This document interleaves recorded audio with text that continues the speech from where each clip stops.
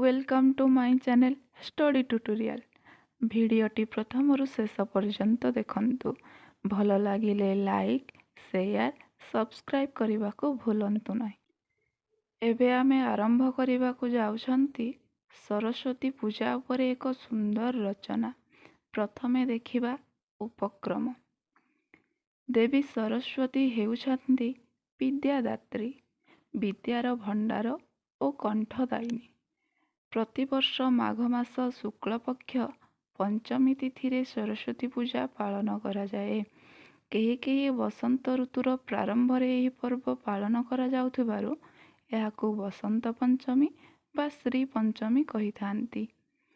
ଶିକ୍ଷାନୁଷ୍ଠାନରୁ ଆରମ୍ଭ କରି ଓଡ଼ିଶାର ସମସ୍ତ ଜାଗାରେ ସରସ୍ୱତୀ ପୂଜା ବଡ଼ ଆଡ଼ମ୍ବର ସହକାରେ ପାଳନ କରାଯାଇଥାଏ। ଏବେ ଦେଖିବା ବର୍ଣ୍ଣନା। ସରସ୍ୱତୀ ପୂଜା ପ୍ରାଚୀନ କାଳରୁ ପାଳିତ ହେଉଥିବା ଏକ ବଡ଼ ପର୍ବ। ବିଦ୍ୟାଳୟ, କାର୍ଯ୍ୟାଳୟ ତଥା ଘରେ ମଧ୍ୟ ଏହି ପୂଜା ଅର୍ଚ୍ଚନା କରାଯାଏ। ପୂଜା ପୂର୍ବରୁ ବିଦ୍ୟାଳୟକୁ ଭଲ ଭାବରେ ସଫା କରାଯାଏ। ପିଲାମାନେ ଆଗ୍ରହର ସହିତ ଚାନ୍ଦା ଦେଇ ପୂଜାରେ ଭାଗ ନିଅନ୍ତି।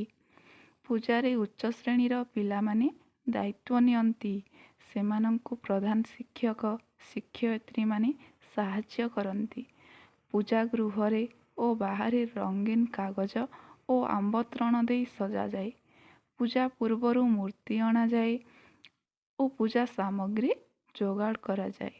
ପୂଜା ଦିନ ସମସ୍ତ ପିଲାମାନେ ନୂଆ ପୋଷାକ ପିନ୍ଧିଥାନ୍ତି। ଫୁଲ ଓ ଭୋଗ ଧରି ବିଦ୍ୟାଳୟକୁ ଆସିଥାନ୍ତି। ପୁରୋହିତ ଆସି ପୂଜା କରନ୍ତି। ଧୂପ, ଦୀପ, ଝୁଣାରେ ପୂଜା କୋଠରୀ ମହକି ଉଠେ। ଘଣ୍ଟ, ଶଙ୍ଖ ଶବ୍ଦରେ ପୂଜା ଘର ଭରିଯାଏ। ପୂଜକ ହୋମ କରନ୍ତି ଓ ଏହାପରେ ସମସ୍ତେ ମିଶି ପୁଷ୍ପାଞ୍ଜଳି ଦିଅନ୍ତି। ଶେଷରେ ସମସ୍ତେ ମିଶି ଭୋଜି ଖାଆନ୍ତି। ଭୋଜି ଖାଇସାରି ସମସ୍ତେ ଘରକୁ ଫେରନ୍ତି। ପୂଜା ପରଦିନ ଦେବୀଙ୍କ ପାଖରେ ଭୋଗ ଲଗେଇ ପାଖ ପୁଷ୍କରିଣୀରେ ପିଲାମାନେ ବିସର୍ଜନ କରିଥାନ୍ତି। ଏବେ ଦେଖିବା ଶେଷ କଥା। ଦେବୀ ସରସ୍ୱତୀ ଜ୍ଞାନ ପ୍ରଦାୟିନୀ। ତାଙ୍କ ସିଦ୍ଧି ଲାଭ କରି କାଳିଦାସ ପରି ମୂର୍ଖ ଜଣେ ମହାନ ପଣ୍ଡିତ ହୋଇପାରିଛନ୍ତି।